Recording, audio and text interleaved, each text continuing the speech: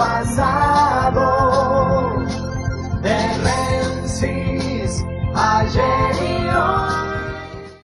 El tercer paro a Mauricio Macri y su gobierno que hacen los trabajadores coinciden con una fecha que tiene que ver con la primera invasión inglesa en 1806, cuando un día como hoy estaban bajando las tropas de ocupación en las playas de Quilmes para producir la primera de las 9 invasiones que los británicos hicieron a territorio patrio, contando la última de Malvinas.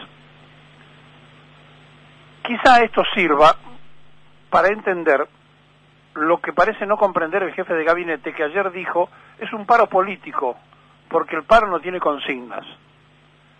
Claro que es político, porque es en contra de la política, justamente del eje Buenos Aires, Londres, Tel Aviv, Washington, con el que ha optado el gobierno de Mauricio Macri, que es el generador de este paro contundente y rotundo, donde a esta hora de la mañana ni coches particulares se asoman. Claro, para meternos un poco en la historia y para que la sociedad no siga siendo engañada por aquellos voceros que dicen que la CGT le hace paro solamente a los que no son peronistas, le podría recordar la enorme cantidad de paros, 10 en el gobierno de Menem, 3 en el gobierno de Duhalde, 1 en el gobierno de Néstor Kirchner, 4 en el segundo gobierno de Cristina, para enumerar algunos, y podría decirle también cuándo no hubo paros. No hubo paro durante los 10 años más felices de los argentinos, en el primero y parte del segundo gobierno de Perón, hasta que los ingleses financiaron el golpe de Estado del 55, y en el primer gobierno de Cristina, donde alcanzaba para que todos comieran, como dijo ayer Moyano, con Cristina todos comían. Y esto que parece una cuestión acomodaticia, dicha en tiempo y forma por uno de los dirigentes del movimiento obrero, es exactamente la cuestión central. Hoy hay gente que no come en la Argentina. Y si los trabajadores no le hicieron paros en determinados momentos a determinados gobiernos, es porque no tenían que reclamar, o porque estaban felices. Para no olvidarme, también hubo 2 paros a Isabel Perón. De manera que todo esto lo sacan de contexto y lo utilizan constante y permanentemente los que tiran de la derecha y los que tiran de la izquierda, en una Argentina donde uno es funcional al otro permanente y constantemente, según y conforme como se comporte. Hemos escuchado, y en este programa ustedes lo han dicho también, ¿qué espera la CGT para hacer un paro? Y por el otro lado, se le pide a los trabajadores que hagan lo que no hacen los políticos. La contundencia de este paro es por la elaboración y por todo el tiempo del mundo que se tomaron los dirigentes para no ser acusados de desestabilizadores, porque no lo son, y porque si alguna vez alguien le puso el cuero a las dictaduras fueron los trabajadores del movimiento obrero argentino, que justamente con Perón despertaron a una vida diferente. Y para que ustedes vean que esto es así, le voy a mencionar un poco la historia de lo que estamos hablando, porque si no da la impresión de que uno dice cosas que el que está escuchando no sabe cómo fundamentarlas. Mire, el 7 y 8 de enero de 1936, la CGT produce el primer paro como Central de Trabajadores Unificada. ¿Sabe quién se lo hizo el paro? Agustín Pedro Justo, con un alto acatamiento, y fue en apoyo a los trabajadores de la construcción y en repudio a la represión del gobierno. Recuerden esta parte final, repudio a la represión del gobierno, porque eso después fue una constante durante mucho tiempo. El segundo paro orgánico de la CGT, ¿saben cuándo fue? El 18 de octubre de 1945, o sea, un día después que la gente había salido por sí sola a pedir la libertad del coronel Perón. O sea, el 18 después del 17 de octubre. Y tenemos que saltar inmediatamente a un paro organizado por la Central de los Trabajadores al 14 de noviembre de 1955. 14 de noviembre de 1955. La fusiladora se había hecho cargo en septiembre del 55 y los trabajadores le pararon el país en noviembre, desafiando a la dictadura.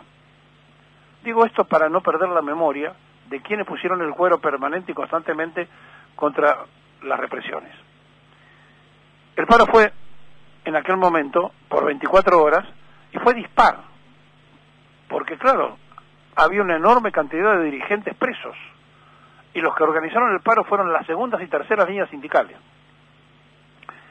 Gobernaba el dictador Pedro Eugenio Aramburu. Fue en protesta contra el régimen militar y por la libertad justamente de los dirigentes detenidos. Había 12.000 presos en la Argentina.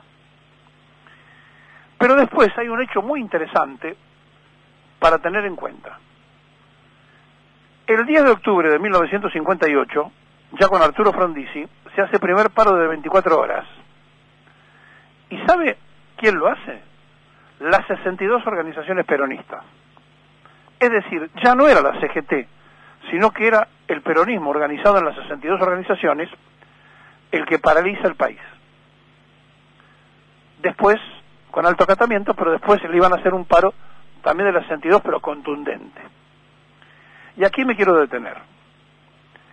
Las 62 organizaciones, durante mucho tiempo manejadas por Lorenzo Miguel, pasaron a manos del Momo Venegas, que fue el primero de todos los dirigentes sindicales que trabajó para Néstor Kirchner a pedido de Eduardo Alberto Duhalde.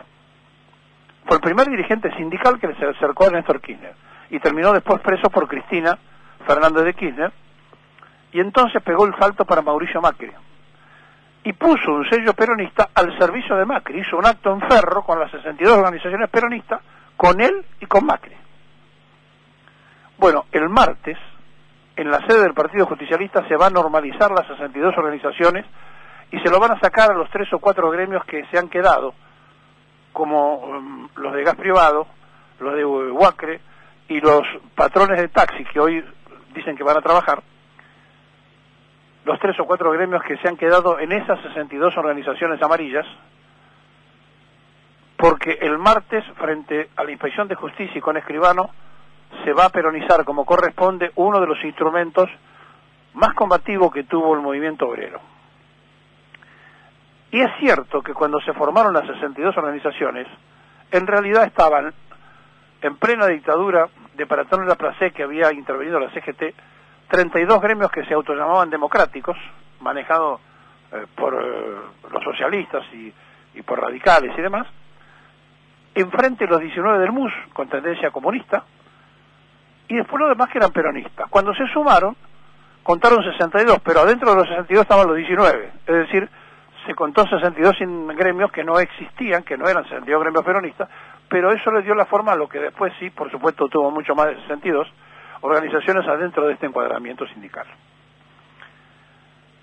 Ahora, cuando se dice los paros no sirven para nada, como dijo Triaca, el mismo que se crió en el mismo colegio de Mauricio Macri, estudió en el mismo lugar, porque su padre, que era dirigente sindical de los plásticos, hacía paros y evidentemente vivía muy bien como para tener una mansión sobre la Panamericana y financiarle la vida a la familia Traca de la mejor manera, y cuando le fueron a preguntar dijo, es una herencia de mi suegra.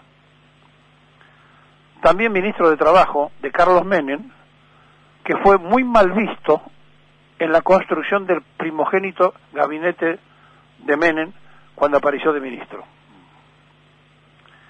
Siempre hubo divisiones y fragmentos en los trabajadores. Pero ¿saben una cosa? Esta unidad para el paro de hoy no la hicieron los dirigentes sindicales, la hizo la política del desastre de Macri y el mejor gabinete de los últimos 50 años, que se va evaporando lentamente. Por eso trataremos de explicar que cuando se hablan que si hoy se pierden 15.000 millones de pesos, Macri es el responsable de la pérdida de 15.000 millones de pesos más de los argentinos.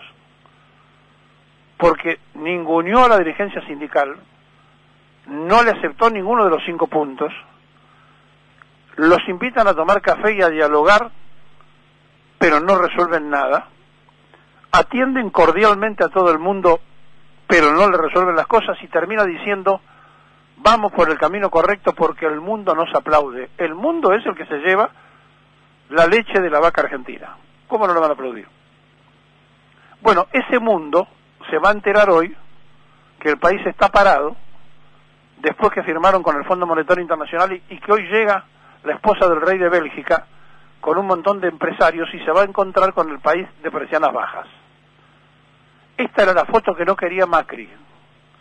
Bueno, al presidente hay que decirle que él hizo todo lo posible para esta foto. No son los dirigentes sindicales que hoy paran el país, es la política económica de Mauricio Macri. La Argentina está parada por culpa de Cambiemos.